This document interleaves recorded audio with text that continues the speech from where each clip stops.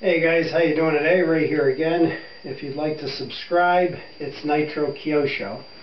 Well, right now in New England where I am, we're in about the dead of winter, and we're not doing too much flying right now. Mainly simulator. So anyways, I took today to do a little work on the Trex here, Pro 450.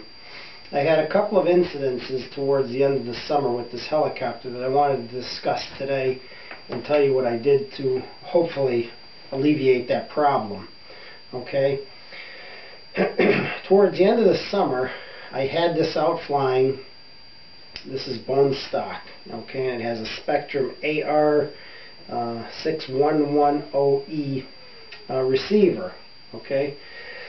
The first incident I had with this helicopter, I was out flying and I brought it back in and I noticed that I had about a minute or so left on my timer. So I says, what the heck, it was a little windy. So I said, I'm just going to hover it around a little, kill the last minute, you know. I'm not going to take it back out. Well, what happened was I was hovering it and this thing just turned around like this by itself, faced me, and then flopped into the ground.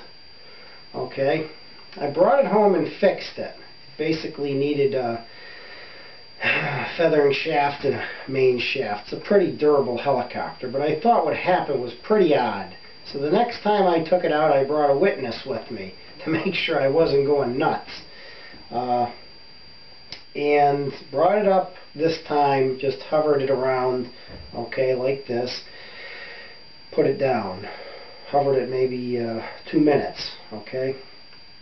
Then I decided to bring it up again and hover it, okay? Hovered it just a couple of feet off the ground and woof, just right into the ground again, going this way.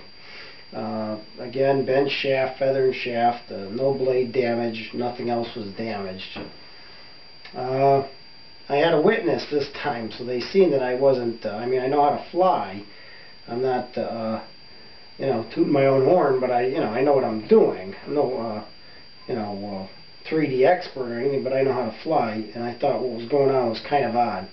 So anyways, after that, I brought it home, fixed it again. This time, when I went to start it up, on the ground it wouldn't take off, and basically what it was doing was kept wanting to tilt to the side. Okay, it was lifting up like this, and it would have never taken off. It would have just crashed.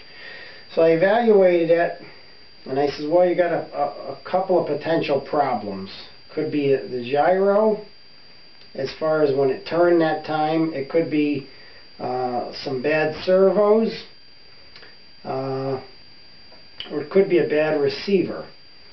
Well, the time that it crashed in the field the first time, I had noticed that the loop on the tail booms that hold the rod here for the rudder, one of them had slid up here and jammed the rudder. Okay, so I put tape on these to hold these in place.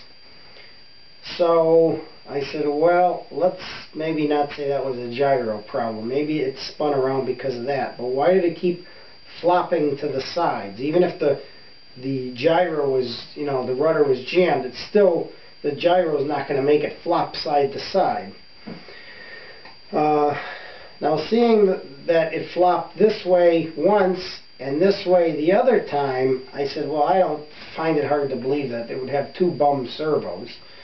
So all the weird things that were happening, I directed it at the receiver. I had a spare Spectrum AR6110E, and I popped that in today. Alright, and I went over to Walmart and I bought some sticks. These were under, I think, $2, and I just basically zip tied these together. Alright, and I put them on the skids, and I went up in my mother's attic. She's got a pretty large attic, and I tested it through 2 batteries, and nothing weird happened. So I want to say that it is fixed, but if it does happen again, I will make another video and explain if it was anything else. But at this point, we targeted it as the receiver, and hopefully that fixes it. So if anybody out there is having any bizarre problems like that, and I'm not directing this against the E-Flite company or the Align company, because obviously it's not an issue with their equipment, it was an issue with the receiver. And just as a little tip also, like I've said in some of my other videos, whether you know how to fly or you're learning whatever, when you have any kind of mechanical problems, get yourself a set of these. They're not even $2. You zip tie one here, zip tie one there, and you zip tie them onto your skids. And obviously don't bring the helicopter into a field, and don't bring it high up in the air. And these usually will keep you from damaging anything on the helicopter, because it won't be able to flop either way. These will stop it, and they're pretty strong pieces of dowel, and they're very light. So don't be ashamed to do that, guys. But anyways, I think that was the issue. I've tested a couple of batteries up in the attic, and it was very steady and very sure-handed. Nothing odd happened. You know, like I said in my other videos, these things can be very dangerous. My friend had one go out of control with the same kind of an issue. It hit his girlfriend and broke her finger in 2 places. Okay, not pretty, and not a nice thing to happen. So be warned on that. Always be safe with these things. And if you're having any kind of mechanical issues or any kind of problems, keep people away from you, and be safe in what you're doing with these things, okay? Now, I was in an attic that is very large. You know, it's not a 10 by 10 room. It's about 35 feet long by probably 20 feet in width. So it's a pretty good size area with nothing around to hit. So anyways, that's just a little troubleshooting tip.